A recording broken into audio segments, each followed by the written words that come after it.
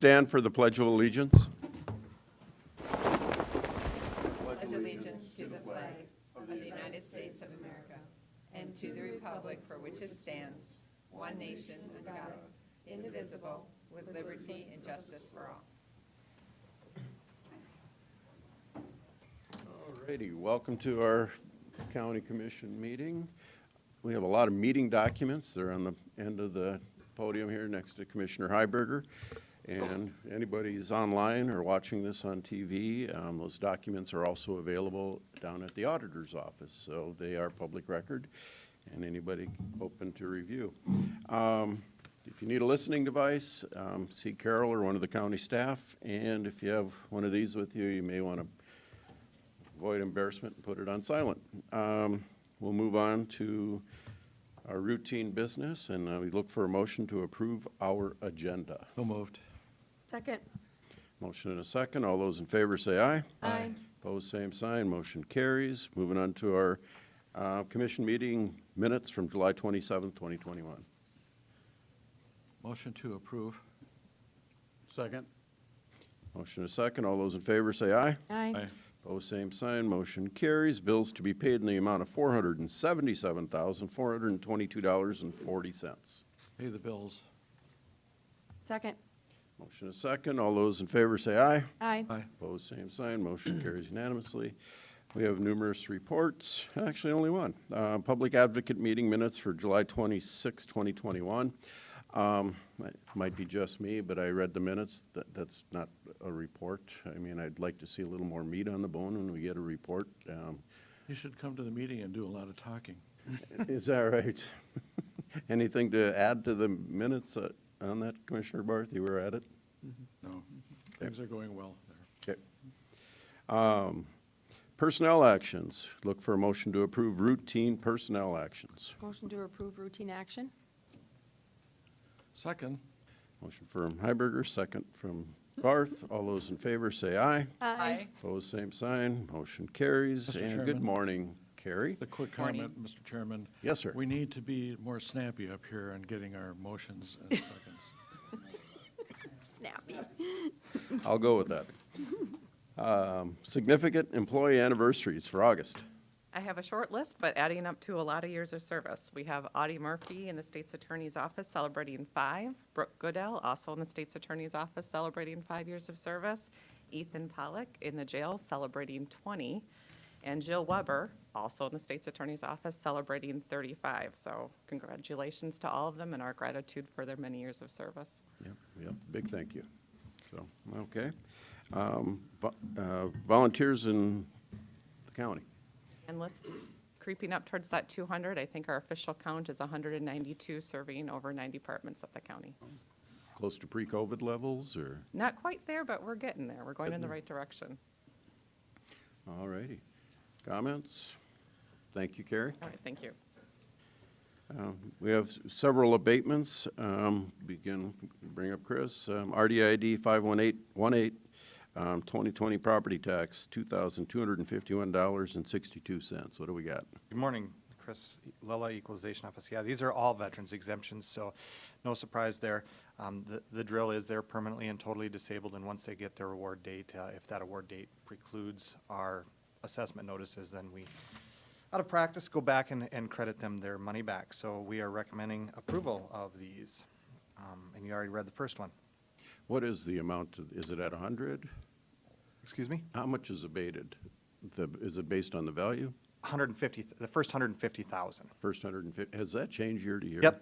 Nope, it changed once. It used to be 100,000, and I don't remember the timeline, and then they increased it to 150. So Okay, so- we have to check and find out if we're going back in time. We'll apply 100,000 for the 1 year and then 150 for the next. But it's Oh. the first $150,000 of value. Okay. So look for a motion and a second for this abatement. So moved. Second. All right, roll call vote. Barth. Bender. Aye. Benega. Aye. Heiberger. Aye. Karski. Aye, motion carries. RDID 88257, 2019 property tax 152856, and same RDID for 2020 property taxes in the amount of $2,251.62. Make a motion to approve. Second. Call the roll. Bender, Aye. Benega, Aye. Hiberger, Aye. Barth, Aye. Karski. Aye. Motion carries. RDID 83540, 2020 property taxes, $376.30. Make a motion to approve? Second. Call the roll. Benega, Aye. Hiberger, Aye. Barth, Aye. Bender, Aye. Karski. Motion carries. RDID 29530 for 2019 and 2020 property taxes, 2019 at $1,528.57, and 2020 at $2,251.63. Motion to approve. Second? Call the roll. Hiberger, Aye. Barth, Bender, Aye. Benega, Aye. Karski. Aye. Thank you. Motion carries. Thank you, Chris. Moving on, notice and request, authorize the auditor to post notice of hearing on August 17th, 2021 to consider the 2021 Burn JAG Program Joint Spending Plan. Captain Bosman, I think you're on the phone. Yes, I am. Good morning, Commissioners. Joe Bosman with the Sheriff's Office.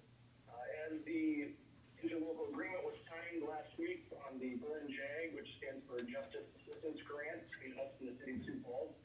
Part of that application process is we need to have a period of public comment that would be open for citizens to comment on the spending plan that we are going to be proposing to utilize these funds for.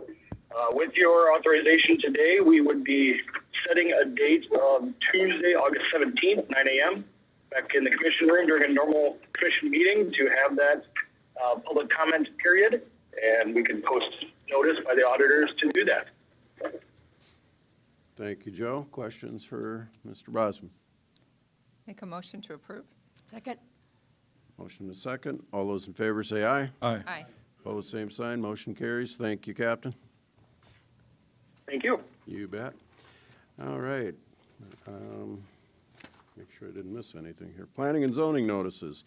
First reading for rezoning 2101 and authorize auditor to publish notice of hearing on August 24th, 2021 to consider an amendment to the revised joint zoning ordinance for Minnehaha County and the city of Sioux Falls to rezone from the A1 Ag District to the Laurel Ridge Plan Development District.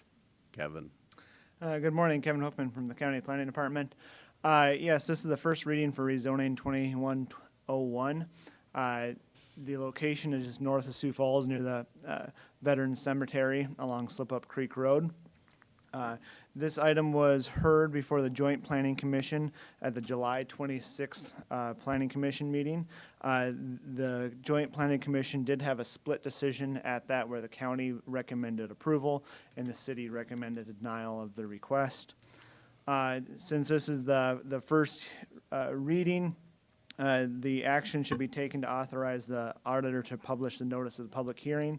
The public hearing is being requested for August 24th at 4 p.m. That was a change that was just recently made with adjustments to scheduling on the 24th.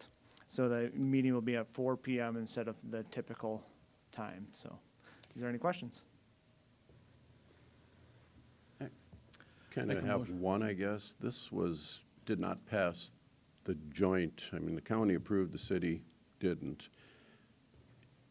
Help me understand, the city wants 80,000 in plating fees to add, to replat this, is that correct?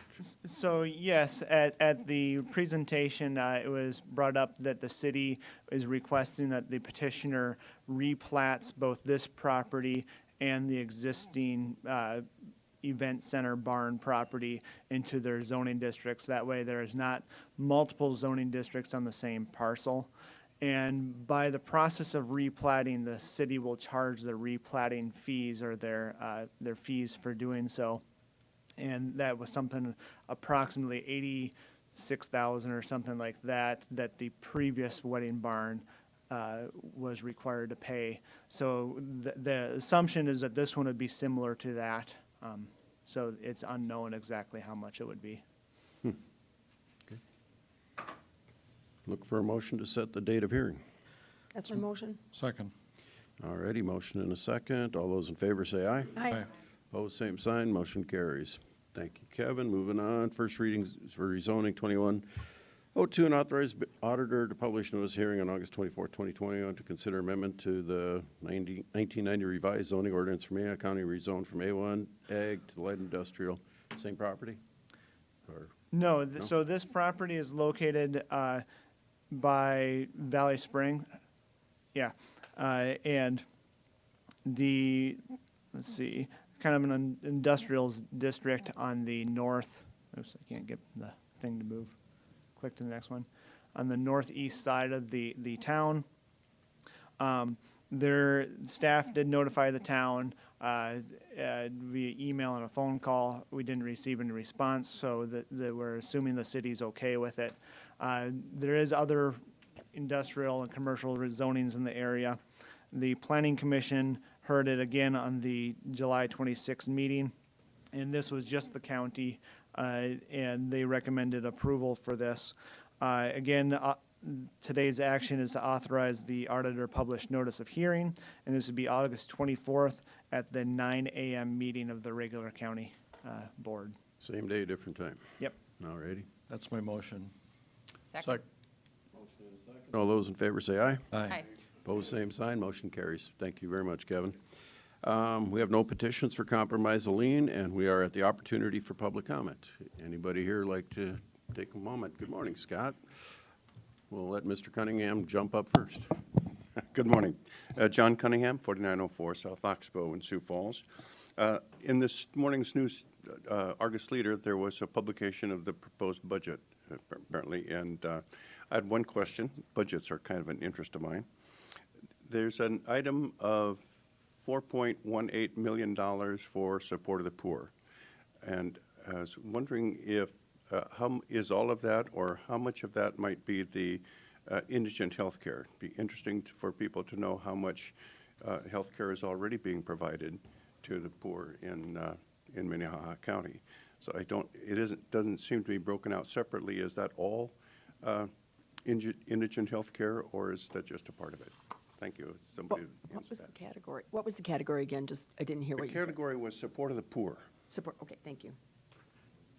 And Lori Montes is right here, and her office runs that. That's her portion of the budget, so Human Services probably could give you a line-by-line item breakdown of that. Am I okay for throwing you under the bus, Lori? Sure, Okay. absolutely. Okay. Do that. So, Just off the top of my head, I yeah. think 500,000. let's, if you do that offline, yeah. So she can address that to you later personally, so thank you. Scott, come on up. Good morning, Scott Wick with the WH Lion Fairgrounds and Sioux Empire Fair. Thank you for letting me speak this morning. And on behalf of the Board of Directors and the staff, we want to thank you for your support throughout the year, and especially the quick response to the roof. This will be the first year in the expo in the center room, and I believe this is my 10th or 11th year, that we have an activity under that center room every day of the fair. So when we open up Saturday, there's livestock events all the way through the following Saturday. So that was a key part in getting that fixed, and again, we thank you very much for that.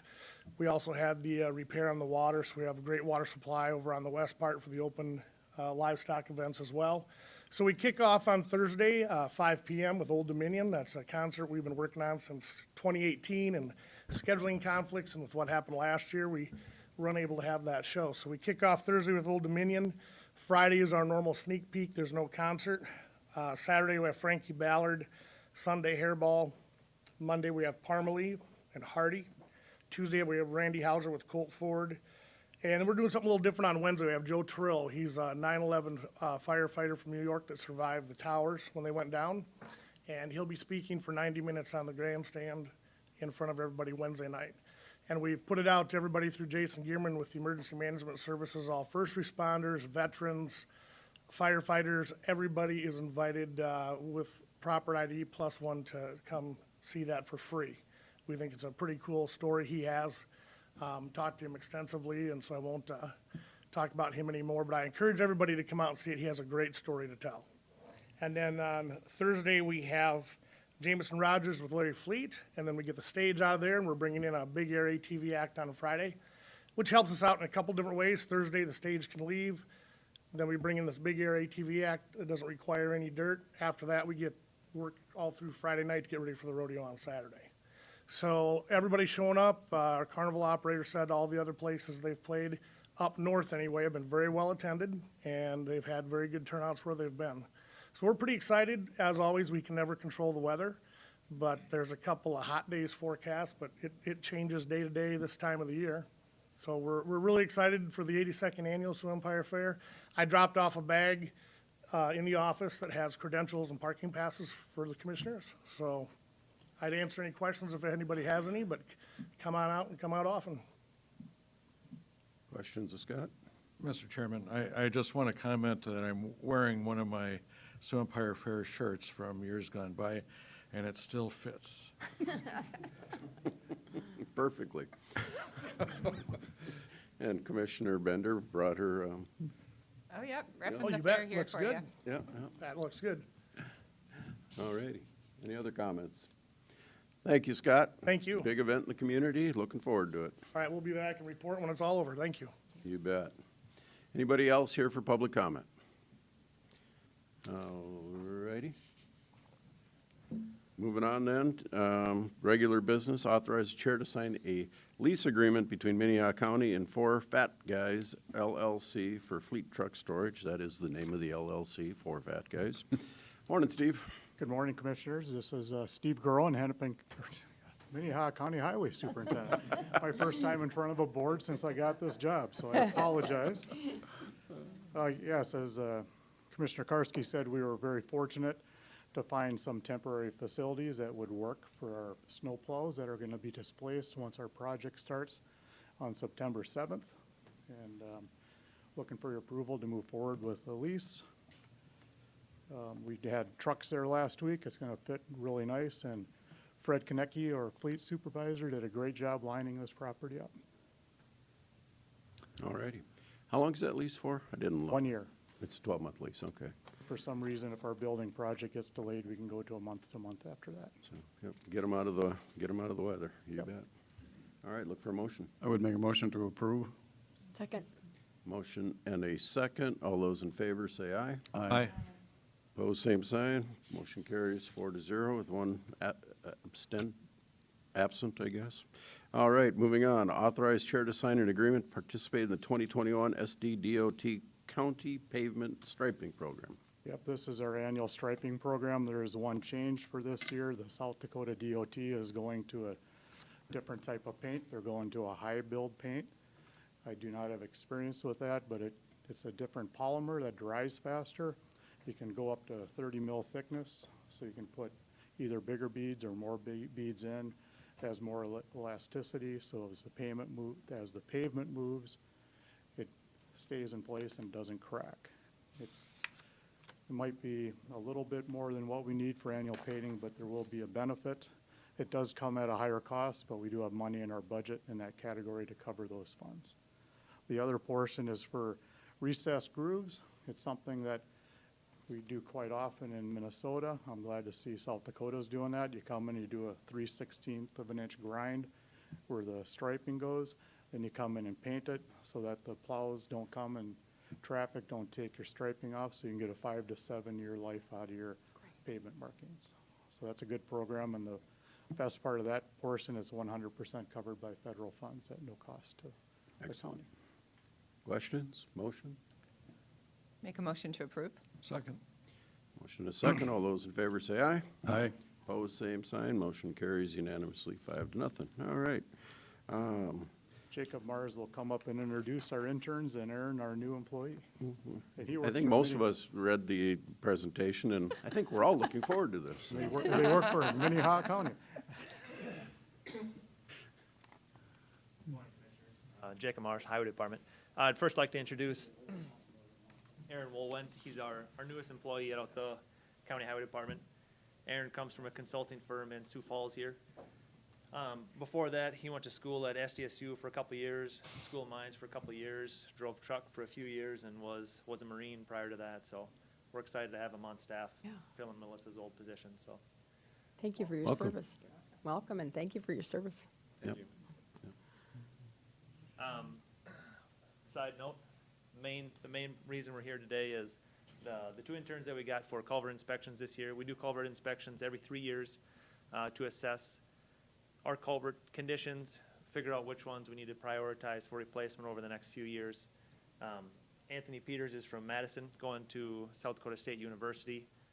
Jack Rabbit, he'll be a sophomore this year.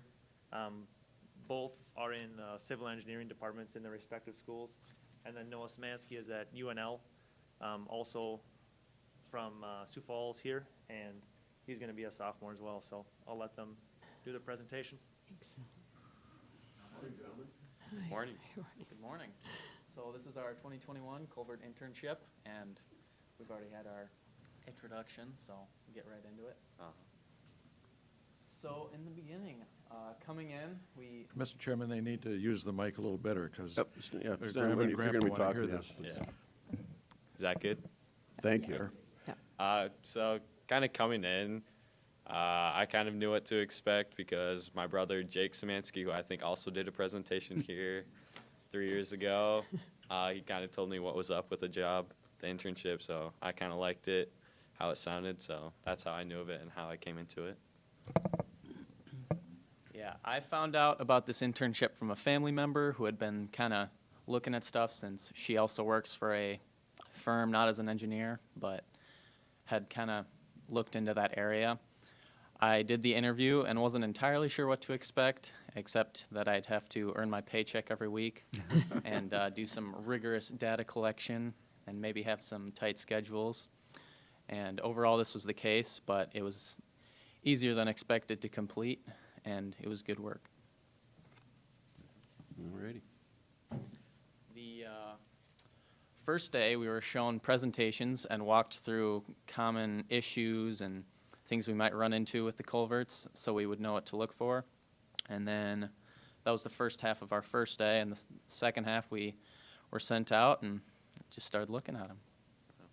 Didn't really know what to expect the first day, but kind of figured it out. So the second week and kind of onward, so we didn't really know each other going into it, but we'd be spending 40 hours a week together in the truck. So that was kind of scary coming in, but I would say we had a lot of similarities, so it's pretty easy to get together. We were kind of scared at the beginning. We didn't know if we'd be able to get it all done.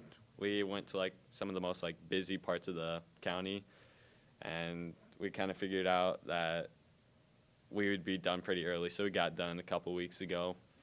Found a lot of bad culverts, so that'll be something the county will be doing for the next couple summers probably.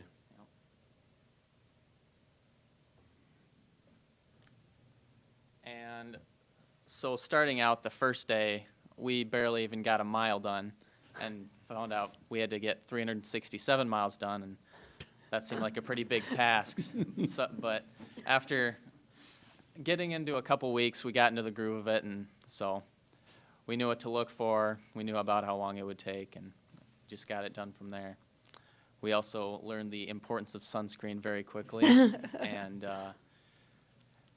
some of the things that were hard were adding new culverts into the system, especially when our service was going in and out and the iPad was dying and plugging it in. Overheating. Yeah, overheating.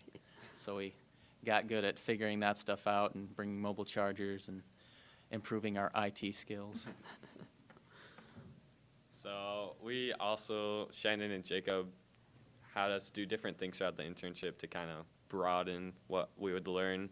So we attended a meeting at the first week that we started, just to kind of show what was going to happen near the Amazon building, which I'm sure all of you guys are very aware of. We went to a different couple of firms just to see what that was kind of like, and it was a very good opportunity for us, kind of see what the private sector had to offer. And we went with Jenna to look at a paving inspection and see what she did on inspections. Some other things we did were we went with civil design on the bridge near Baltic, going into Baltic from the west. Did a bridge inspection. We also met with Banner down by Wall Lake about a culvert inspection, taking some metal arch pipes and putting in concrete ones so that it lasts a lot longer. Don't have to worry about it for a long time. And then we also, just the other day, went through the water reclamation plant on off of 60th Street and got a tour there, looked at some of the different processes that they use to clean the water and make it safe to use again. So Shannon really likes his different types of lunches. So he brought us to a different couple places I'd never been before, like Pickle Barrel. I'm from Sioux Falls, and I know since he's I'm not from Madison, and I had been to Pickle Barrel a long time ago, but I had no idea what Buffalo Trading Post was until we were given an address to show up to. And so those were some good They experiences. have good burgers, don't they? Oh, yeah. We had the fried chicken, actually. Oh. It was pretty good. Very good. Yeah. But, yeah, so we went to Bagel Boy, Gilberto's. Sandbar, Gilberto's. Pretty good. Had walleye nuggets for the first time.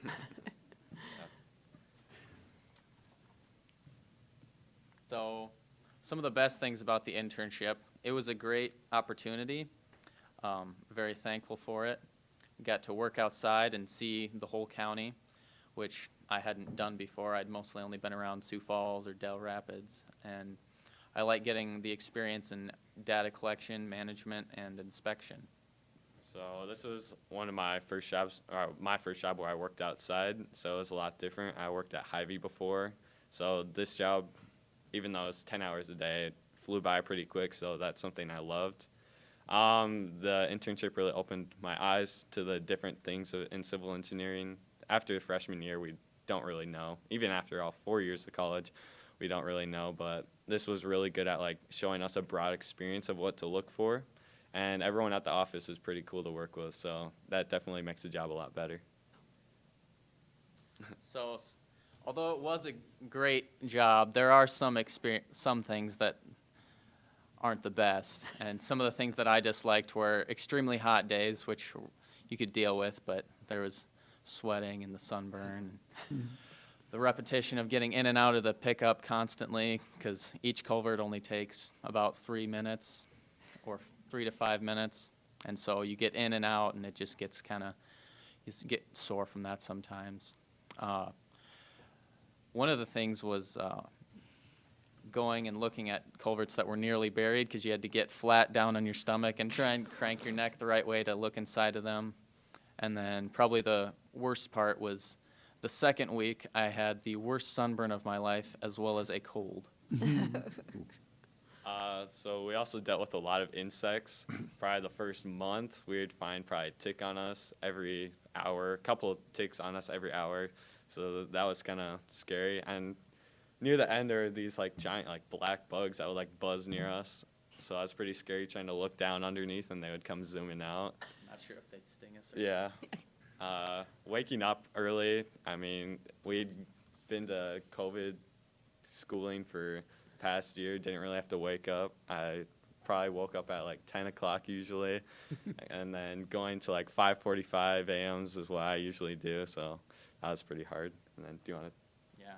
And so the picture here is my left hand is the normal hand, and then my right hand is where I got bit by a mystery bug and had it swell up like a stress ball for about a week while I took Benadryl. So that was one of the good experiences. I was driving for most of that week. So we gained a lot out of it. We learned kind of what to look for, what type of professions and people we'd be working with. And we also learned that outdoor jobs are pretty good jobs. I mean, you're out in the field, get to go outside when it's nice weather. It's usually not too hot, too cold, not raining a whole lot. So we also got to practice and learn the importance of data collection for projects and structural inspections with the culverts and the bridges. We got to learn some of the small things like showing up on time, having a clean car. We had those things stressed to us pretty early on by both the one of the workers there and the operations manager. And it was both of our first 40-hour weeks. I had a job that was almost 40 hours, but it was kind of hours here and there. And we also learned kind of how to fill out a timesheet. I've never done it before. I would just clock in and clock out. And we also got a lot of appreciation for what the crews do back there, because I've never worked construction or anywhere near construction, and they do a very good job. Pretty cool people. Yeah, it was good to see what they did day in and day out, and working with them, because that's what we've been doing since we've been done with the inspections, is going out with the crews, working on the highways. So it's been good to see what they do, and appreciate it. Mm-hmm. Thank you, gentlemen. I think every 19-year-old would benefit from working for a retired Marine Corps sergeant, and the experience there would be worth it. But, you know, the county's gained a lot, too, from your work over the summer. It gives us a good idea of the, you know, shape of our system, the culverts, so we appreciate what you've done, and we learned that we probably should send you out with tick collars or something, I don't know, but no, the work that you've done is going to benefit the county for several years, and thank you for what you did. Yep. Other Thank you very questions or much. comments from these two? I'm just wondering if there's any good story behind the dog crossing in the Surprise Rock. So the dog crossing, we were on County Highway 130. We were doing a culvert that was under the road but going into somebody's yard, and a friendly dog came up to us and just wouldn't go away. And so when one of us stayed on the side of the road that the house was on, and then he went to the other side, and the dog started to follow him, and there was a semi coming, and it had to, we heard the Jake brake screech because the dog just didn't get out of its way. So we almost witnessed a calamity there. Yeah, and I kind of learned to turn away from semis when we're on a busy road, because when a semi crosses, it has a ton of wind. So one time, a semi kind of came near us, was going like 55 or something, and a rock out of nowhere just like came and struck me right in the nose. So He looked back at me because he thought I threw it at him. And that's where you learn to get along. Mr. Chairman. So did you guys meet any black and white animals, or? We met one skunk, several raccoons, and a few cats. We actually did. Oh yeah. Found a abandoned kitty on one of the highways that called animal inspection to come get her. Animal control. Yeah, animal control. Animals. But yeah, I think we had a picture somewhere in there of it. Yeah. It's a pretty small cat. Mr. Chairman, so did you get to look up to and see red-headed blackbirds and hawks and eagles and? A few. There was, every time we came near like a big, like concrete culvert, like some of the small birds, I don't know what they're called, would like to make their homes in there. So whenever we got near, there'd probably be like 50 of those like small birds like circling us and like kind of diving down on us. But Especially towards the beginning when they're in the spring. yeah, yep. It's a good experience. Barn swallows. There you go. Thank you. All right. Thank you, gentlemen. Yep, thank you. Appreciate you being here. Yeah. All righty. That was a simple presentation, done well. We have a briefing on the upcoming tax deed sale. Mr. Kite. Yes, good morning, Commissioners. Ben Kite, Auditor's Office. Just wanted to give a briefing to the Commission on our planned tax deed sale. Right now, it's set for September 25th in this building, but you know, we have been, the Auditor's Office along with the Treasurer's Office has been working diligently for the last many months to identify properties that are primarily 4 or more years past due in their property taxes. All these property owners have been served notice of that, and so we, at this time, have now, as of today, 11 such properties that are identified for potential tax deed sale. I would expect that number to continue to be dwindled down as those owners take action to bring themselves current, but we are proceeding with those. But I know this is as a public event that can get some attention, so I want to make sure that the Commission was aware of our plans to hold this sale. Have any questions? Questions of Ben? Commissioner Everett. Do you know how much total of those 11 properties is owed to the county? What the total I number do is? not know, no. I would think they probably average around 5 to 10,000 each, you know, depending on how delinquent they are. Okay. Commissioner Barth?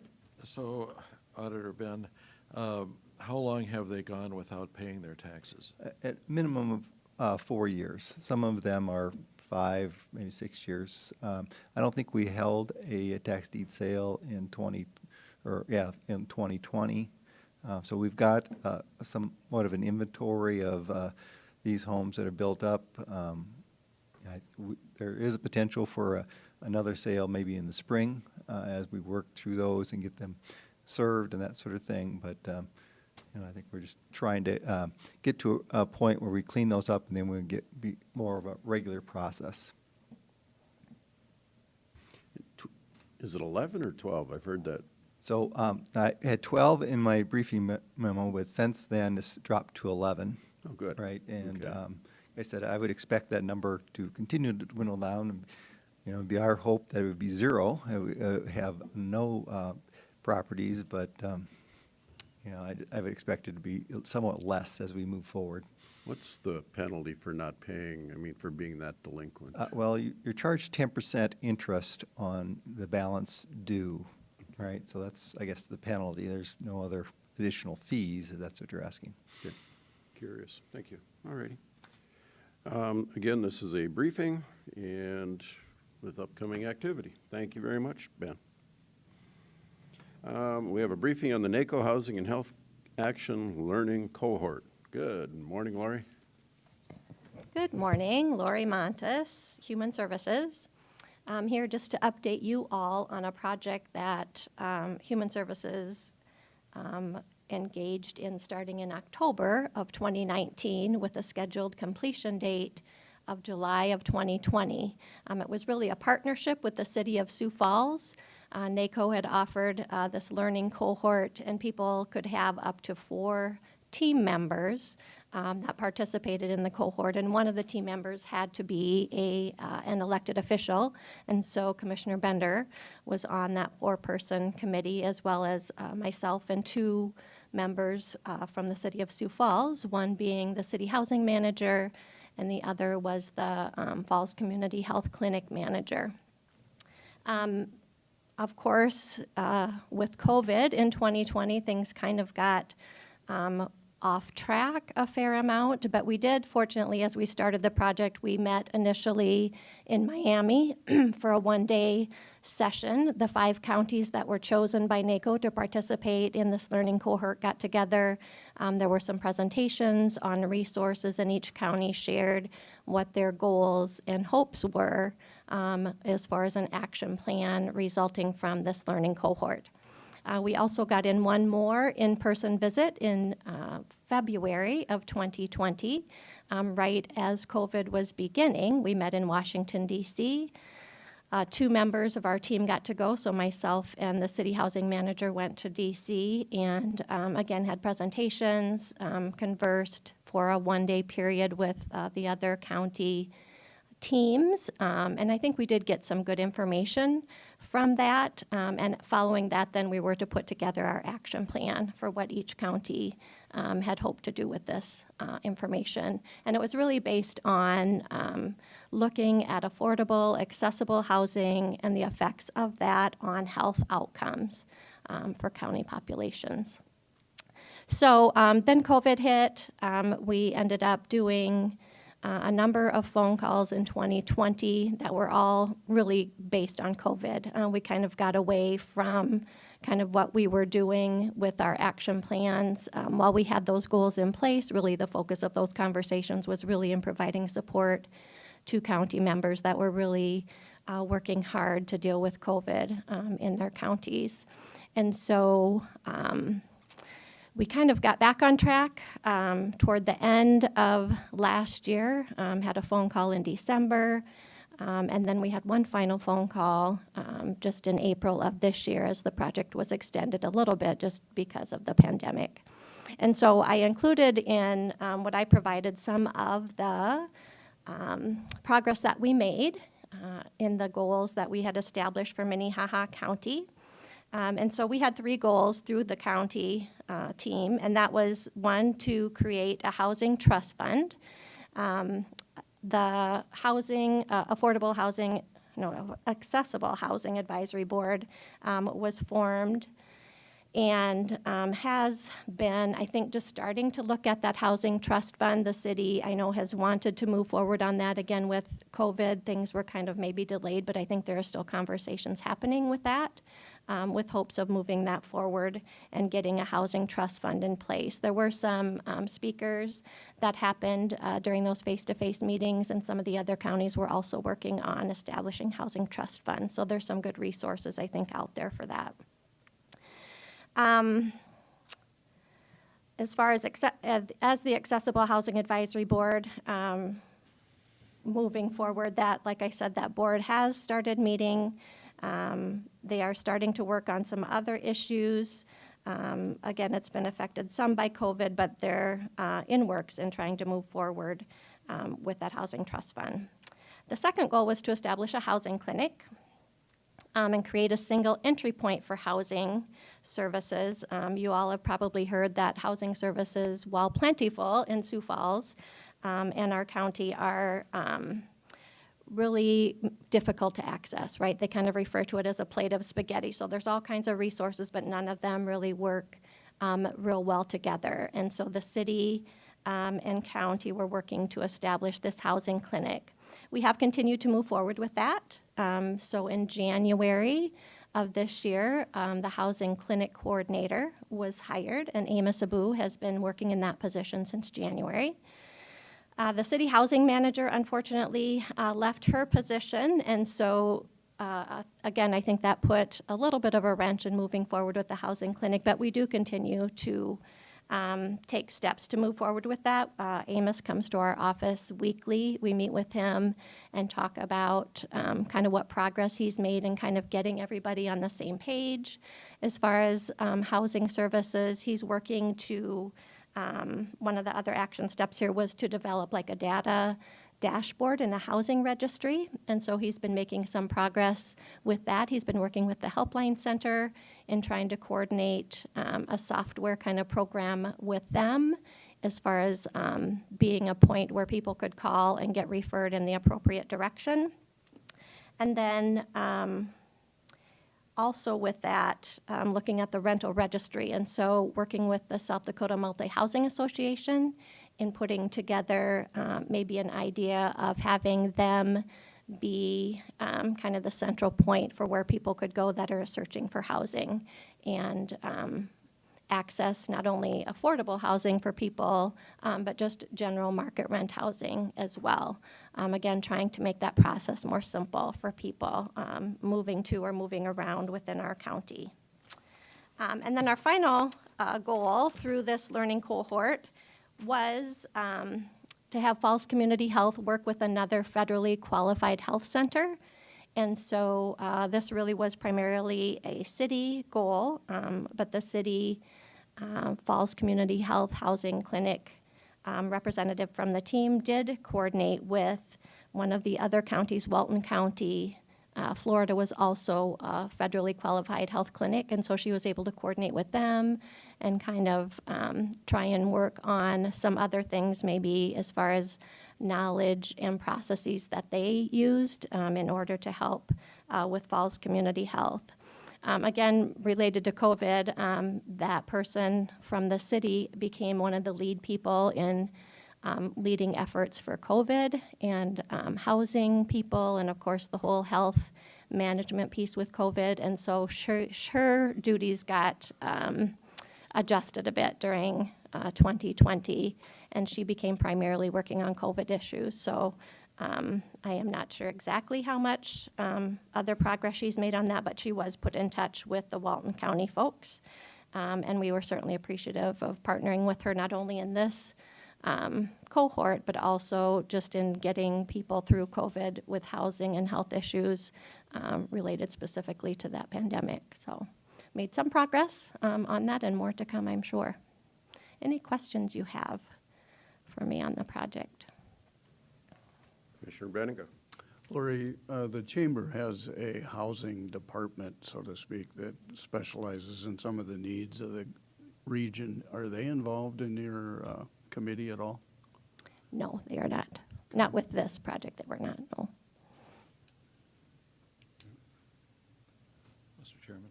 Commissioner Barth. Lori, it's great to have you here because I do have a question about evictions. There's national news about that, and it seems like the money is there, but it's not been sent out. I know what that's like in our county where we supposedly have money, but we can't really see it. But what's going on? Do you have a tsunami of people coming to your door? We do not. People are starting to come forward. I think now with the eviction moratorium just ending right over the weekend, I am certain that we will see a number of people coming forward that owe multiple months of rent. You do know there's those state funds that are there, the South Dakota CARES dollars that are set aside for that. So the resource is there. Again, it's a staffing issue, I think, primarily for them, that they're processing those applications as fast as they can. But getting the money into the hands of people has been kind of a slower process than we would hope for, certainly. So kind of our role at Human Services, what we'll do is refer people to apply for South Dakota CARES, hopefully get them working with the landlords, and it seems like the bulk of the landlords are certainly willing to work with clients. We've seen that to date anyway. We'll see if that happens now going forward. And then just trying to figure out, you know, if county needs to assist through Human Services in maybe assisting with a rent for a month or a utility as they're working through the South Dakota CARES process, because that is taking longer than we would hope. Mr. Chairman, be nice to have an update in a month or so. I know the landlords need that money too to pay their property taxes, to pay their utilities, and I don't want to own an apartment building or any other building, honestly, on a tax taking, but it's all the way down the line. Those monies are needed by people providing housing and people needing housing. Absolutely, yeah. So we, you know, I think going forward, we anticipate being pretty involved in helping people, one, to try and maintain their current housing, and also we've seen an influx probably earlier than normal of people relocating to our area, just because I think we do look good in a number of respects, and so we've had, we always have kind of an influx of families that relocate to our county in August, kind of prior to school starting, but we've seen that start just a little bit earlier. We've had quite a few families come in from out of state that are choosing to resettle here. Out of state people coming here? Yes.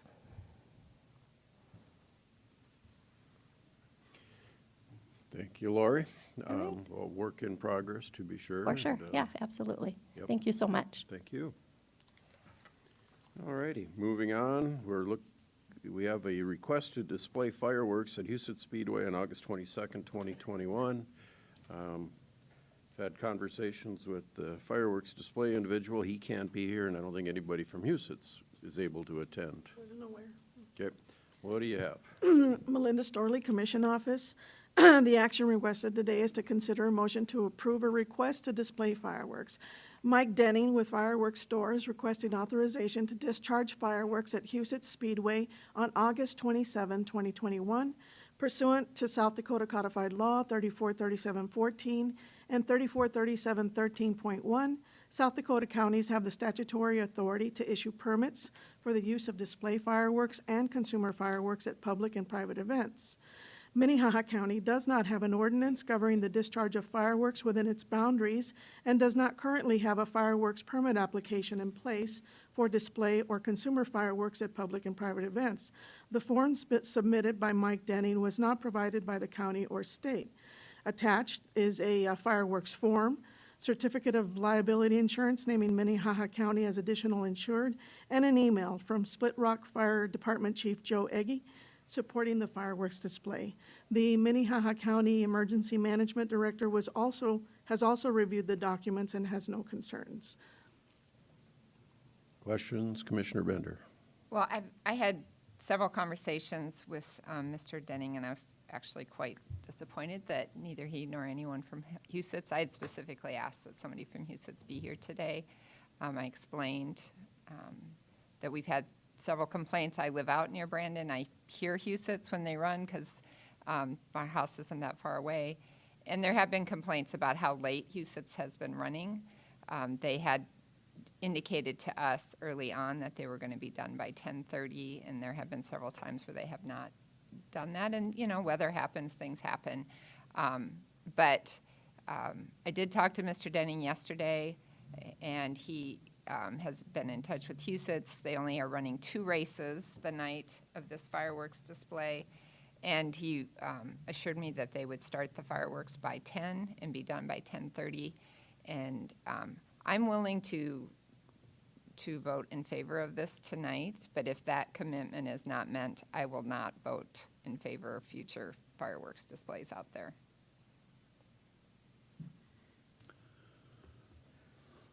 I appreciate your comments because I've had some feedback about the races also, and I think that we need to make sure that the intent is followed up with. All righty. I think that we're going to look at doing a fireworks ordinance at some point, which we can put a little more direction in there and have a form that comes from Minnehaha County instead of just everybody having a different form would be helpful. And maybe one of the things we need to look at too is artillery shells are you know, common, and they're explosive. I mean, as far as they make a lot of noise. And so, I mean, those are one of the things we maybe look at in the future too is, you know, do we say no artillery ones after 10 o'clock either, just because those are the sonic boom-like ones. So, I don't know. It's just future conversation. I share everyone's concerns, and I appreciate Commissioner Bender looking into it. And I'm let's make sure they do it right, and maybe we need to have a application form that with emergency management or something like that people fill out. Does our civil deputy have an opinion? One more time, I'm sorry. Does Eric have a thought about it? Mr. Chairman, we actually now do have a permit application. I have modified one for our use. It has not been adopted by you folks yet, so in a strict sense, we still don't have one. Right. As Commissioner Heiberger has mentioned, I would also recommend that we adopt a more comprehensive ordinance in place so that there are some guidelines for applicants to know what is appropriate, what is not appropriate, if there are timelines that you would like to adopt, those kind of things, or the nature of the particular displays themselves. So there are guidelines, both national and fire safety issues that are applicable, as well as distance from the display to the spectators that are important to keep in mind. And some of that's built into the form that Mr. Denning submitted here, but it's needs a little updating, which is why I've already undertaken that, but he didn't sign that version. So.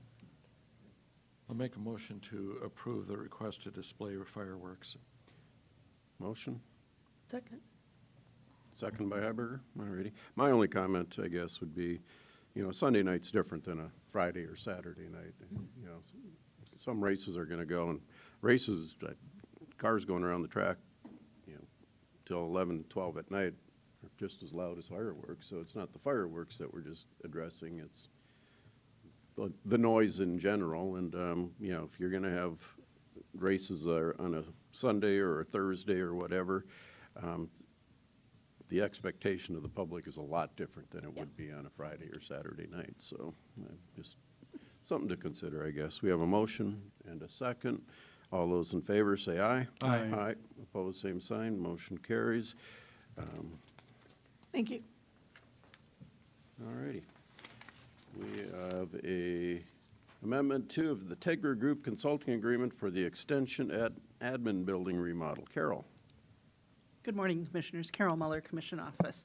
Tegra has served with us. This is our third project that we're doing with them on serving as essentially an owner's representation for us. And our experience with them has been is that they save us a lot of money and make sure that the projects come in on time, under budget, and our scope is exactly where it needs to be. So we've already started the progress. We have a contract already with Tegra for the extension admin remodeling. We had one amendment that was done because we did some changes with an architect's RFP. This one is an amendment looking at, now that we've gotten past what I want to call the pre-con or the pre-construction stage, what their services will be during the time frame as to when construction actually starts to take place. So with that, the total would be $384,500.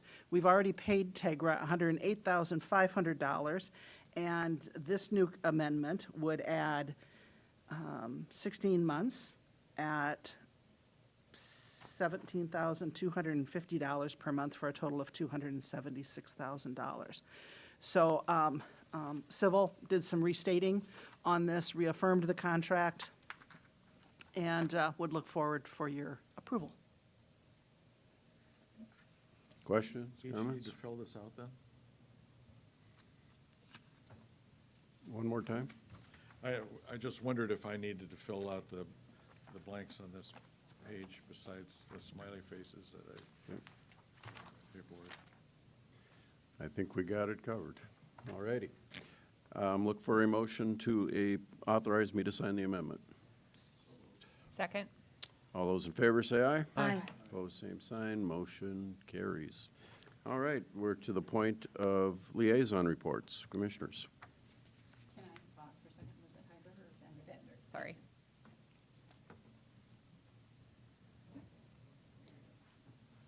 Commissioner Barth. Just in reading the Brandon newspaper, I see that they are looking at asking for joint jurisdiction outside of the city of Brandon, which we have with Del Rapids and Sioux Falls at this point. Not heard from anyone that it's come to us in actuality. Mr. Bogue, have you heard anything from the city of Brandon that they want to do joint jurisdiction? Only that I've heard that statement made. I've not heard directly from the city itself, so. Yeah, the other thing I would report is there was only one appeal from our last planning and zoning meeting, and it was for the piles of lime off of Highway 115, the lime that is used to clean drinking water in the city. Apparently the city's contracting with this person to store it, and the neighbors don't like it. And we approved their continued operation for 5 years, but that's not good enough, I guess. So that should be coming to us. Okay. Other liaison reports. I had a meeting last week, the Link Board, and very productive meeting, good meeting. Looking for a new executive director. We got the field narrowed down to 2 choices. We're trying to decide, or the decision is being made as to who the job will be offered to. I did forward to Carol. I don't know if she sent it on. I know Carol, with Carol's background in human services and working with the population that the link serves, that she could appreciate the numbers and the activity, and she did. What's happening there is what it was designed to do, and things are moving definitely in the right direction. Services being provided, and the less stress on our emergency departments and also our jail. Talked to Jeff Gromer, our chief deputy, and he was very happy and pleased with the transition from the old to the new. It took a lot of coordination, a lot of meetings and talking, but everything's come out very well. And I could say, I believe our first 60 days have been very successful. So, yeah. So that's all I got for liaison. Anybody else? Old business? New business? In either order? All righty. We are going to motion to recess for purposes of SDL, whatever no, that is. We're just going to do a recess. Motion to recess for, it's 10 o'clock. We'll go to 10:10. So Thank look you. for a second. Bender will second that. All right. All those in favor say aye. Aye. Aye. All opposed, same sign. We're at recess. 10 minutes. Go to Rhonda. 'cause Rhonda, that's okay. my signature on it, so I think it should. Thanks.